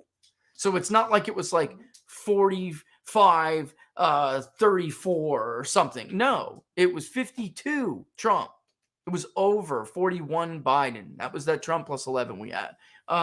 If every state ran like it was going to lose against the conservative, it would be a beautiful sight. For you. Yeah. Oh, I know what you, well, yeah, I know. I'm Well, saying, I'm like, even though, like, we all know, like, Florida, right? Right. Is like a conservative state. Now it is. Yeah. Yes, Yeah. For the most part. And just imagine if they acted like it was like going to be like a big lose, and then all of a sudden the swarms. Well, that's why they do Wouldn't that be those. beautiful? But that is why they make those narratives the way they do with Yes, polls and with the media exactly. narrative, because they're trying to depress the Republican vote, right? And I think so. Sometimes they do so in their own peril, Mhm. So that's it, But yeah, I also would say on key issues and stuff, I mean, that's really where it comes down to. Sometimes those head-to-heads don't even matter.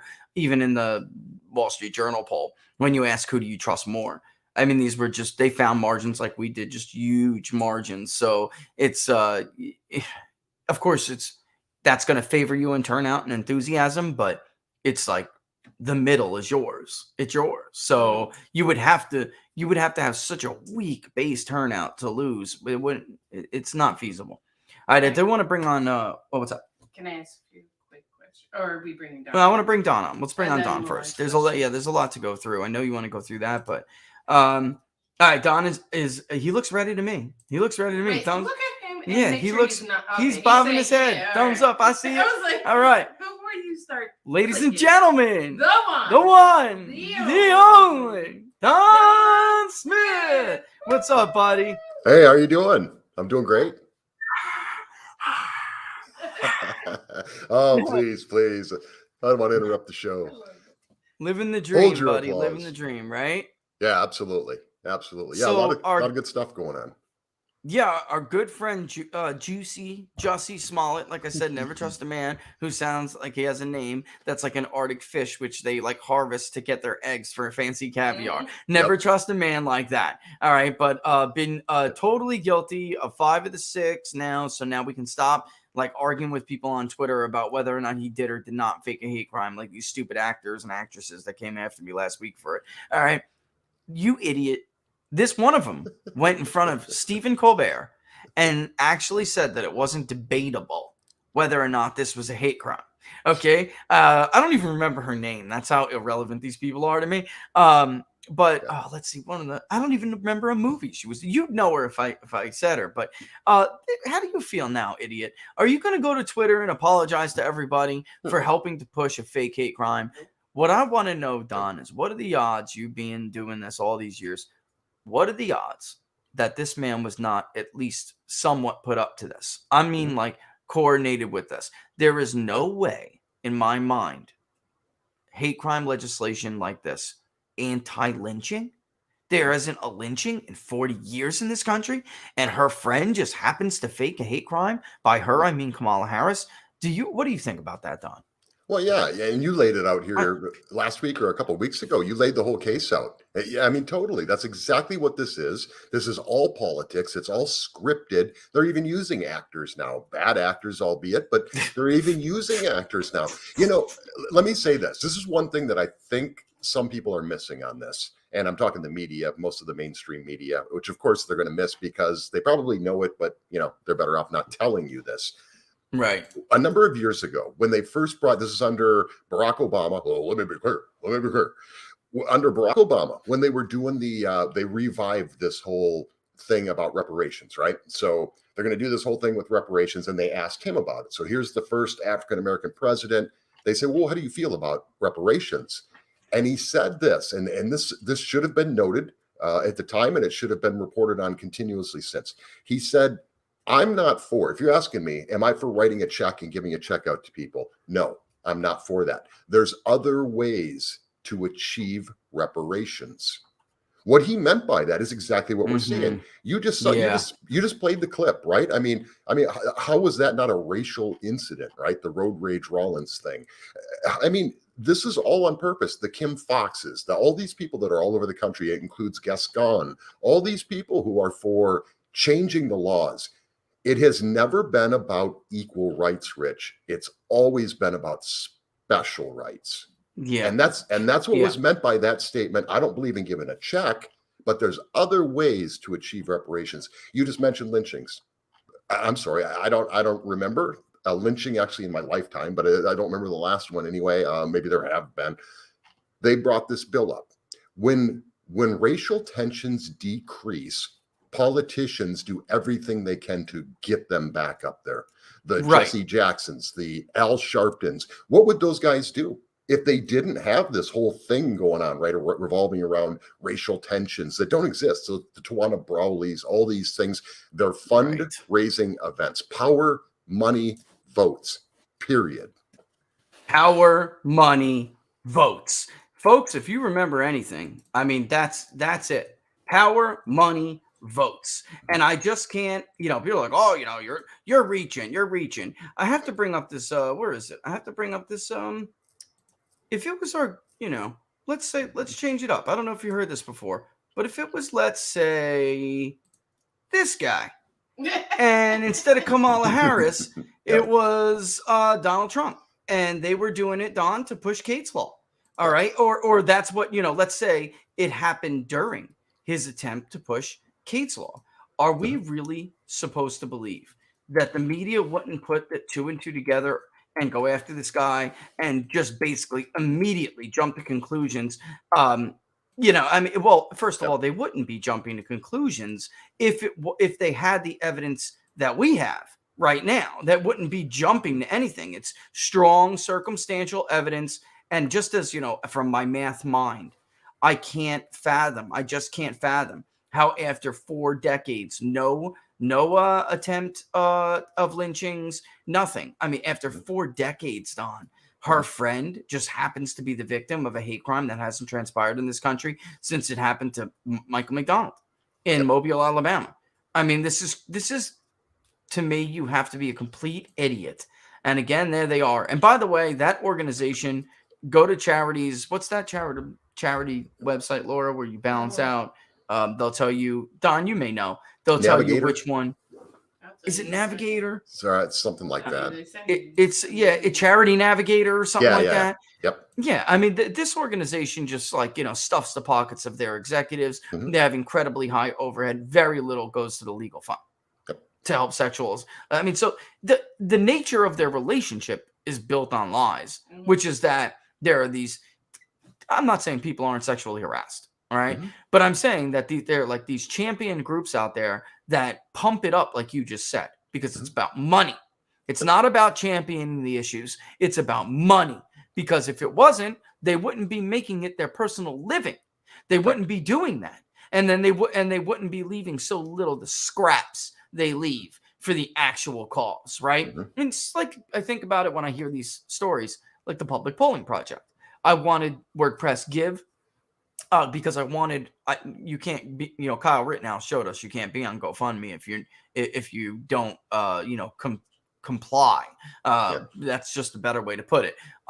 They could remove you at any given time. So I know when Rasmussen didn't succeed, but tried publicly funding polls, they went on GoFundMe. Laura and I were like, we need to build our own thing because we knew this would happen. Yeah.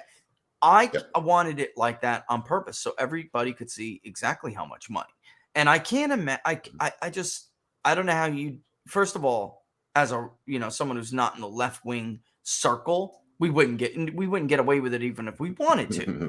But I mean, right. I mean, it'd be scrutiny like crazy. Yeah. But wouldn't you want it all to go toward the cause? That's what now that I'm like I run the Public Polling Project. I can't imagine why you wouldn't. I just can't get. It doesn't make sense to me. Because don't you want to do a good job? I guess not. I guess not. So, okay, one thing to your point, just to give one example of this, Media Matters. Everybody, if you don't know this, Media Matters is a 501c3 organization. Yeah. If I made a 501c3 organization and talked about the things that I talk about, I would be done in a week. I wouldn't even get through the process of becoming a 501c3. Media Matters is a 501c3 organization, which means you're not allowed to have a political view. You think they have a political view? I think they do. Yeah, I mean, Don, the level, and Laura and I were talking about this last night after the guilty verdict. The double standard here is incredible. Each of these counts, which I just put up in here, we'll do it again. 5 of the 6, each of these counts, they are disorderly conducts, but they're felonies, and they carry up to 3 years in prison for each count. If it was you or I, we would get the book and we would be forced to pay restitution for wasting the time of more than 2 dozen detectives who could have been solving real homicides, could have been solving real crimes, 3,000 manpower hours. We would be forced to pay that in restitution. No, forget probation, brother. That would not happen. We would get probation maybe after we got out of jail. That would be part of it. We wouldn't even have left that courtroom last night. Okay. That's right. We would not even have left that courtroom last night. Damn right, man. They would have said guilty, guilty, guilty, guilty, guilty, not guilty. And bailiff, please remand him to the custody of the court. That's what would have happened. And they would have let the whole media come in to catch the perp walk. Look, it's the People's Pundit going to jail. Yay! Yeah. But in reality, we're talking about these different groups, right? Even everyday people. Even everyday people would have been remanded. Yeah, we're talking about these organizations that are Black Lives Matter, all these different organizations, Time's Up, all these things. Who do they hurt the most? This is the thing that I'll never understand when it comes to leftism. The people that get hurt the most are the ones that put them there. Who's getting hurt the most in LA County? The people that voted in Gascon. This right here, it's the boy who cried wolf. I mean, you know, I read that as a kid and it stuck with me because it makes sense. But look, who's getting hurt? It's going to be the future victims. Are there sexual abuse victims? Absolutely. Who's going to get hurt by it? All this stuff, the Tawana Brawley, all these things. Are there racial incidents? Absolutely. Who's going to get hurt most? The next person that actually has a real encounter that's racism. And they don't care. Nobody cares. They just keep putting these people back in office. And who's getting hurt the most by these people getting let out with no bail? They let this guy out, the guy that burned down the Christmas tree, right? Fox News. So this guy burns down the Christmas tree. They let him out. He gets out, you know, a couple hours, he's out of there. And he makes a joke with the media that was there to cover it. He pulls out his lighter. He pulls out his lighter, the one he just used to commit a crime. And he makes a joke. Anybody got a cigarette? And everybody laughs. Folks, unbelievable. We don't, number one, you and I don't walk out of there. We're perp walked. It's on TV. They're not giving us our lighter back. Here's your lighter back, Mr. Arsonist. Incredible. These are amazing times we're living in. It's like Jonathan Turley, too, had written, I read his blog. It was about someone who was charged in Antifa. The feds, he used an axe to destroy property, right? You know what I'm talking about. The feds returned his axe. And Jonathan Turley is like, that's a political statement. There is no universe where the feds don't hold that axe. Really, Don, it's part of the case. They did that as a way to say, we don't give a damn what Antifa does. That's it. Even Turley admits it. Even Turley admits, like, sorry, but there is no intellectual position where you see this as not a political statement. There's just nothing. You can't be serious and argue anything else. And I honestly think he's right. Just anyone who has any knowledge of the legal system, that would be in a cage until they decided to dispose of it. That's it. But when it comes to people who are making political statements that are in support of leftist causes, they're willing to put the lives and safety of the overall population, society at risk. They just don't give a damn. These are deeply, deeply ideological people, which is why I played Road Rage Rollins before too, to explain that had the groundswell of pressure not forced, first of all, it got Donald Trump's ear, who called Bill Barr, and the Justice Department threatened to come and take the case anyway. But had the groundswell not come up and said, get rid of Fox and put a special prosecutor, they would have swept Smollett under the rug, brother. They were trying to get him to skate. This only happened because of groundswell. People like Fox, people like Rollins, people like, these judges that let out these lighter guys, the federal agents who give back the axe to this guy. These are ideological, and Peter from the Gaggle calls them ideologically possessed. I call them ideologically corrupt. This is dangerous, Don, because we've never really been in the position where these law enforcement authorities are not that's not their sole duty. The duty and the oath and the ethically bound actions that they're ethically bound to take. That is not what's their guiding principle anymore. And their guiding principle, Glenn Greenwald is right. They believe that it is essentially a crime to oppose them, and they want those who do to be prosecuted. Because they think if it's not a crime, it damn well should be. And since I got the power, I'm going to treat it as such. Wait, okay. Oh, look what we're going through with the pandemic, right? So the pandemic starts here and it just keeps, now there's new variants and there's always new variants and always new variants. This is the same thing that happens in politics. So this is the EJTM pandemic. Ends justifies the means. It started out just with politics. It was the Hillary Clinton stuff. It was and so they could do anything. They could say anything. They could say I was under sniper fire in Bosnia because it makes me look tough, and then people will elect me, and I should be elected because blah blah blah blah blah. Now it's in our court system. That's what's really scary, because our court system is not supposed to be about morality of this or how I feel about this view, or it's supposed to be facts, evidence, and then you make a decision. It is now, ends justifies the means is part and parcel inside of our justice system. And that should scare the hell out of everybody, because it just depends on what the judge thinks and and look what the media is doing. I mean, all these cases were predetermined by the media, and they were wrong on every single Every one. single Kyle Rittenhouse, this case, 8 Juicy lies Jussie. in one sentence when I Yeah. did that. 8 lies in one sentence. I couldn't believe it. Yep. I mean, maybe you're here to fact check me here, or at least see if I miss anything. Kyle Rittenhouse illegally crossed state lines with an illegal assault rifle, because that's two false things right there. The weapon itself was not illegal, and it was not an assault rifle. To shoot and kill 3 black protesters who were there to protest the police shooting and killing, another lie, of an unarmed black man, Jacob Blake. And actually, I could probably throw a 9th lie in there. The peaceful protest. The cross state lines. It was not. Did you get the cross state lines? No, then that's 10. The Right? cross state lines itself. Right. That's right. That's 10 lies in one sentence. That's why I wanted to go over it with you, because I feel like I was missing something. And I was, in fact, missing 2. The across state lines itself is false. And then that the fact that they not just the fact that you would even use the word protesting. Yep. They were not protesting anything, Don. They were destroying things and harming people. And there wasn't a peaceful protest in Kenosha. 83% of those we polled for the Rittenhouse voir dire research, 83% of the potential jury pool said it was not a peaceful protest. It was a riot. So I get a private message this week. So this is from a guy I served on board the USS Nevada Trident nuclear submarine with. So shipmate, brother for life, far, far on the left. So he didn't put this like out for everybody could see it, because most of my other shipmates are, you know, kind of like me. So anyway, so he sends me this private message and he's like, okay, you have to explain this to me. The parents of the kid in Michigan, they buy him a gun. They're getting charged with involuntary manslaughter for giving him the gun.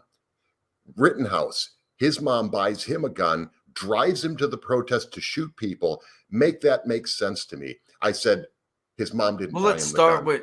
Let's start with you being completely uninformed. Let's start with all of these non-facts you just thought you stated as facts. Did anybody on the left watch any of this trial? Of it? No. Or did they just watch CNN, who continues to this day to regurgitate the same Ruffalo. things you just pointed out? Mark Ruffalo runs right to the defense of a pedophile. He didn't watch a single minute of that trial, and you could tell just from the tweet, which is what I quote tweeted. You didn't watch a damn minute of this trial. But you know what? This is a way to tie in some of these questions. So C509 and Nathan Gates, because you said about waking people up and that this is starting to scare people that they should be scared about what we're seeing with people abusing their authority. I think, in fact, they are, because when I think about what is driving what we were talking about with Hispanics, I think it's this realization that the Democratic Party doesn't represent their values, but also this fear, what is this? Hispanics are even less whiny than whites. I mean, I'm serious. I don't know how else to put it. What do you say? You're thick-skinned. You're always yelling at, because my wife is Hispanic, so don't be sending me your stupid messages. They're always yelling at each other. It doesn't bother them when someone talks like Trump. You know what I mean? It just doesn't matter to them. They're not whiny, thin-skinned little babies. We're not fragile. Yeah, we're not fragile, she says. Yeah, so Right. So that kind of stuff doesn't bother them. So 2 questions I'm going to blend together, because I think this is a good way to answer it. Nathan Gates said, would one be correct in saying that the political leanings of Hispanics may follow the path that Italians have taken, which is part of the book I'm writing with Barnes, in fact, Nathan. And I do think we are seeing political maturation, which is the term used for that. And would you say what? And then C509 said, what would you say was Trump's single most lasting achievement? And then wrote Supreme Court. And because that's really what you hear all the time. And I actually think, Don, in truth, it may be the start of the Hispanic swing electorally, because you can point to policy. When it comes to me personally, I think Space Force and some of the stuff with NASA, which we don't talk about at all, the Trump telescope, which they affectionately refer to as the Trump telescope under Trump's NASA, we're able to see blue planets that we were never able to see before, because the technology is totally different, and we're finding them constantly now, realizing the universe is filled with blue planets that could be habitable for life. And then Space Force, which I think is the most forward-thinking U.S. policy I've seen in a very, very, very long time. Mhm. Politically speaking, Don, as far as policy and politics, they're two different things for me. I'm curious to get your take. I think if this continues, the demographics of destiny, our destiny thesis, the emerging Democratic majority was supported by that thesis, that's dead in the water, brother. It's that whites could get more professional class, and it still won't help Democrats in the long term because the working Hispanic population is the fastest growing population. So, and then you have, would you say, as policy achievements, I'd have to go with the Space Force stuff. Because I really do think, look, years from now, Donald Trump may be hated by the left, but I'm talking about in the distant future, when we look back and we say, who the hell helped us avert these real disasters, not climate change disasters. Eventually, this planet will be blown to bits by its own sun. I mean, that is a reality, not to get dark here. That is a reality.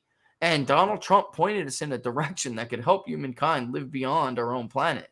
I mean, this is what I love talking to people from NASA because they just don't think like most normal people. They think outside the box. Yeah. And they were like, outside the ironically, many of them are liberals, or at least they call themselves Democratic voters. And they were like stunned at first to realize like Barack Obama pilfered their treasury. He robbed it to fund Obamacare, and they were working on shoestring budget, huh?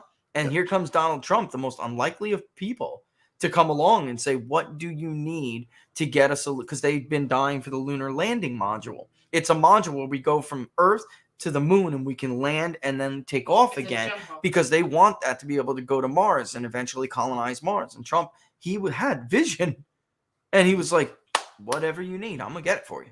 Yep. And he did. And they were like, love this guy.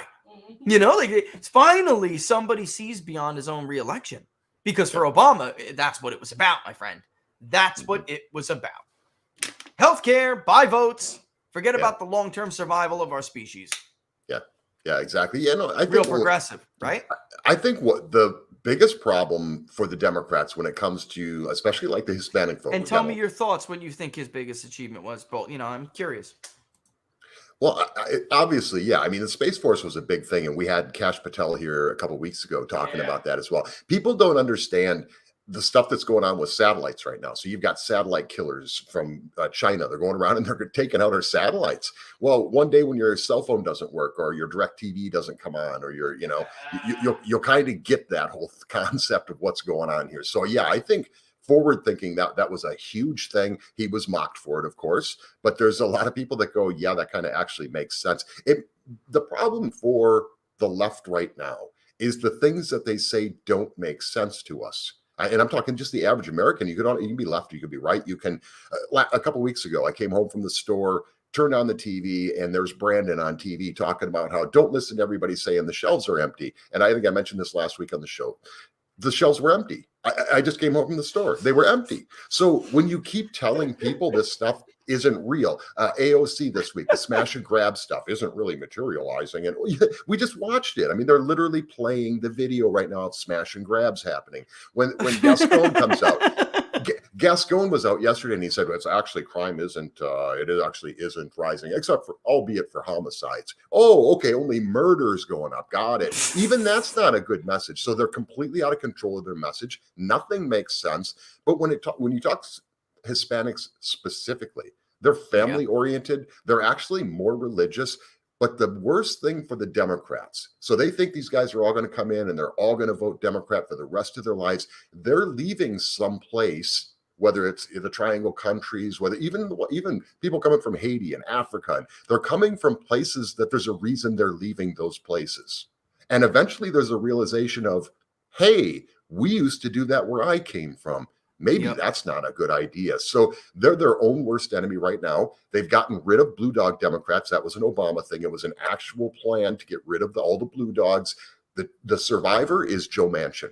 So that's their biggest problem, because actually Joe Manchin represents more of the average Democrat than the entire rest of the party. So it's just a realization, I think, of reality is their biggest problem right now. I'd like to answer Ashton Upton too, because you're a veteran. I'm a veteran. I'm always skeptical. I tell you this all the time. I'm always skeptical of these Republican veterans. It's not that some of them don't turn out to be great representatives, but they have several of them over the course of my career. I've realized they come in talking the talk. They don't walk the walk because they have this deference towards authority. Dan Crenshaw really appears to fit that bill perfectly. He is in that mold. I'd like to get your take on Dan Crenshaw because Ashton Upton asked, and I think I just gave my side of the answer, but what is going on with Dan Crenshaw? It seems like he's gone from conservative to rhino to now Democrat. Or am I just wrong about Dan? No, I think you're right, Ashton. Yeah. I do. And I think that's what's driving it. What's your take, Don? He is all over the map lately. So I don't know Yeah. what's going on with him. I'm not sure exactly. Are these Sounds like military industrial complex to me, brother. Administrative Well, state telling them what to do. yeah, and is it that you get into this situation and you got all these people who, hey, I'll do this for you, hey, I'll do that for you? Is it getting all Yeah. that special interest stuff? Is that part of what's going on? I think so. Brian Mast is another guy who I just loved when he came in. He was a fighter. Right. He was just like Dan Crenshaw, and he's kind of doing the same thing. I mean, we've got people who are pro red flag laws and all these kind of things that aren't conservative values. Who was the guy who just from Arizona who just got busted by Project Veritas? Did you see that? I mean, I didn't see that yet. Wow. Yeah. And he's Ooh, just I gotta like, check that out. you do. Yeah. Check Now, that is out. it Masters? It's not Masters, is it? No. Okay, because I don't have remember his somebody name, who but just this just came out a couple days ago. Project Veritas, they busted him saying, oh, yeah, all did that not stuff. see that. All that stuff I'm saying, I don't really believe that. I think that and he was just Stovall, like, exposed Stovall. yeah. Kelly I think that's Ward what it has was. a statement on it. She sent me a statement on it. I didn't even see it. Republicans have learned from the past. Voters are tired of Kelly's a wonderful woman, and the media paints her as such a horrible person. Yep. Laura and I thought she was real, right? Kelly Ward. I mean, voters are tired of campaign conservatives who say one thing on the campaign trail, the opposite, many times disdainfully, in private, and finally betray their voters again and again if they win. We've seen that movie before. I think Alex says it best at the end of the clip. Quote, if you're not doing anything wrong, then you've got nothing to worry about. But if you've got skeletons, what's in the dark comes to light. Unquote. That's her. Wow. Yeah. So I got to look into it and check it out. My locals community probably wants to hear about that. I'm surprised they didn't pull it up and ask me about it. But yeah, Don, it's like they start off as like Ronald Reagan and end up John McCain. Mm-hmm. And it's like, this is the problem I have with some of these military conservatives. Tom Cotton, I worried about him greatly. He actually turned out to go in the other direction where he started out like a war hawk and like he was going to be friends with Lindsey Graham. And in fact, it appears that his America First tendencies to protect the worker is overriding some of that. And that's what you want, guys, because then they still have the courage, the spine that they got from him being an officer in the military, being on the ground. He's a real ground pounder, unlike some of these guys who come in and they're like JAG officers and pretend like they're Rambo. I mean, Ted Lieu is a perfect example of that. Yeah. I'm going to be tough, and I did it in the military. Dude, you were a freaking JAG officer, all right? It's not like come on, man. It's not like you had a gunny that was riding you 24/7. Are you joking? I mean, just come on, man. But I know I got this hard out, so I want to get through as much as possible. I hope we answered that question good, but like Ashton, I'm always skeptical of these people because of this. Why didn't Doug Collins run for governor, you think, in Georgia? I have actually some stuff on that, but Trump endorsed Purdue to stop Stacey. I understand that and support his decision. Hale has said. I see you shaking your head. I mean, look, I'm not a lover of Purdue, but Jones had some stuff and some problems that Trump was uncomfortable with. And the other Republicans in the race did not have the money or the name recognition. So they got together, the establishment and Trump, to push Purdue to get rid of Kemp. I think obviously Trump is prioritizing getting Kemp out over, Purdue's mistakes in the runoff and before. Yeah, and I just think Georgia is a mess right now, right? Am I wrong? It is. I mean, it's just mess, an absolute mess. The election was a mess there. It's still a mess. Jones wasn't able to just really take off, and you mentioned some of the reasons why, but I mean, Kemp is not well liked. And so, I mean, I don't know. I'm concerned though about this Purdue coming in and now What's that going to do to the vote? And Georgia's a mess. I just don't know how else to put it. Republicans aren't, the Democrats aren't taking it. They're not winning it. Republicans are losing it. They're losing it. It's that simple. It's like disarray. There are a lot of these southern states. Virginia was one. It took a lot of butt whipping for the Virginia Republican Party to get their act back together. They relied on the goodwill of Southern white vote. And you could not do that in these changing demographics. New worlds. It was not the Georgia of the 1980s anymore. I don't know what the hell people were thinking. But I got to tell you, I think Purdue may have been the politically smarter way, because Kemp's approval was +6 in our poll, but only because a third of Democrats approved of him. The fact is that those Democrats are not going to vote for him, ladies and gentlemen. So it's either Purdue or Stacey Abrams. I mean, that's your choice. If you love Jones or you love somebody else, then I'm sorry, but that's just the way it is. Well, yeah, and if we talk about how it's a mess right now in Georgia, imagine putting Chiclet in charge of the state. Holy cow! Woo! Oh my goodness. Let's see. Can't anyone in the current Democratic Party run against Trump? Do you think Oprah or Michelle Obama will run in 2024? Because basically they have nobody to put against Donald Trump. Kamala Harris will get killed. Yeah, Trump will destroy Kamala Harris, and Trump will destroy Biden. He really thinks he's running for president. This guy, he's so freaking deluded. They're never going to let Kamala Harris be the candidate ever. What they were hoping she was going to be popular. That was the plan, but she's just now she's less popular than Biden. I don't know how you swing that. She was an insurance policy, just like Joe Biden was the insurance policy for Barack Obama, right? Because it was like, okay, well, if something happens to this guy, do you really want this guy to be president? And now it's, if something happens to the creepy old demented guy, do you really want her to be the president? You should know him on the show. They're insurance. You should know him on the show. Don't you hate it when people know you're on the show when they call you in the middle of the show, Don? That's so freak. That's disrespectful, brother. I'm doing really something. I mean, but it is. If they know, I mean, of course they need to know. All right. Let's see. Aren't they? Yes. And we were going to get into redistricting. The cause of it is definitely the subject matter, I guess, of a Locals live stream. We're going to have to go over it more again or on another show, because I will say this.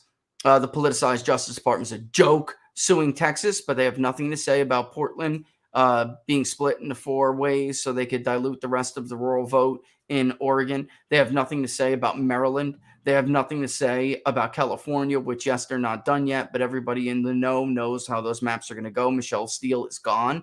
Devin Nunes is gone. They wrote these people out. All right. So they are trying like hell with their blue states. Oh, in New Mexico, they split Albuquerque right in half, brother, to take us. We did have one district in New Mexico that was going to lean Republican if it was a status quo map. But they killed it. And so it's amazing to me, because these maps are more egregious than Texas. Texas is not that bad of a map. They just wanted a different. They wanted to use urban changes and metro changes to offset some of the suburban vote that is swinging against them now. That's what they wanted. They wanted excerpts and metro burbs to dilute the they wanted metro burbs and urban areas to dilute the excerpts and other suburbs that were swinging back to Republicans. So that's what they're pissed about in Texas, really, folks. It is. These other states are way worse. And crap, I guess I got to let you answer quick, because I got a hard out. Oh, you should see the district that I live in. But yeah, just remember this. I know, it's crazy. This is all you have to know. When Republicans redistrict, it's called gerrymandering. When Democrats redistrict, it's called redistricting. That's all you need. That's it. Don, tell everybody where to find you, what we're doing tomorrow, real quick. All right, so you're going to be on the show tomorrow. Peter Hoosey's on the program, and I think I'm going to have Justin Barclay, who's he fills in for Glenn Beck, his radio talk show host. DonSmithShow.locals.com tomorrow at noon Eastern time. Monday, we've got Jerry Molen on General Valley's show. Jerry Molen and Bill Whittle should be a great interview. Jerry Molen is the executive producer of Schindler's List, Tootsie, Days of Thunder, Rain Man, on and on and on and on. And he's an amazing guy. He's an actual real hardcore conservative in Hollywood. That's cool, man. All right, everybody, check out Don Smith. As always, thank you, Don, for joining us on Fridays. Have the Q&A on freewheeling. I'll see you tomorrow at noon, my friend. Check out Don Smith at donsmithshow.locals.com. I'll see you soon, buddy. I'll talk to you soon after the show. Have a good one. Love you, Laura. All right. Back. Everybody's sending it back. All right, see you soon, buddy. Okay. Don Smith, ladies and gentlemen, Don Smith. All right, I'm going to give you the out. Don't forget, share and contribute, but share far and wide to the Public Polling Project. All right, Laura will shoot that link in there for you. And of course, follow me on Twitter at peoples_pundit. Follow me on Getter at peoplespundit. Best way you can follow me, of course, is peoplespundit.locals.com, where you can still find the Public Polling Project links. Check out the Christmas elves poll. Are they magical or creepy? We'll give you an update soon. All right. Stay holly jolly, my friends. It is the season to be jolly, and Jesus is the reason for the season. All right, guys. Love you. We'll see you in a little bit. All right. All the best. You're watching Inside the Numbers with the People's Pundit. 2 minutes.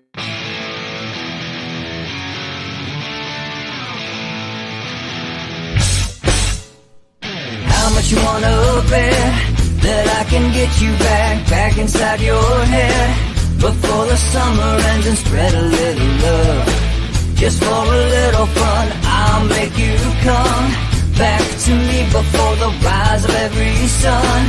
Baby, it's meant to be. I know you got a man, but he don't understand. You're gonna be a heartbreaker. You're such a love taker. So just suck me in and you can toss me like a cigarette. 'Cause I just wanna be a bad habit, yeah.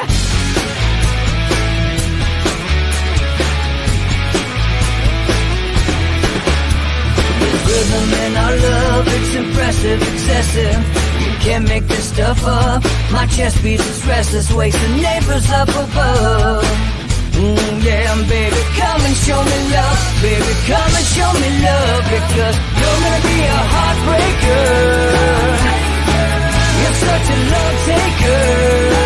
So just suck me in and you can toss me like a cigarette. 'Cause I just wanna be a bad habit, yeah.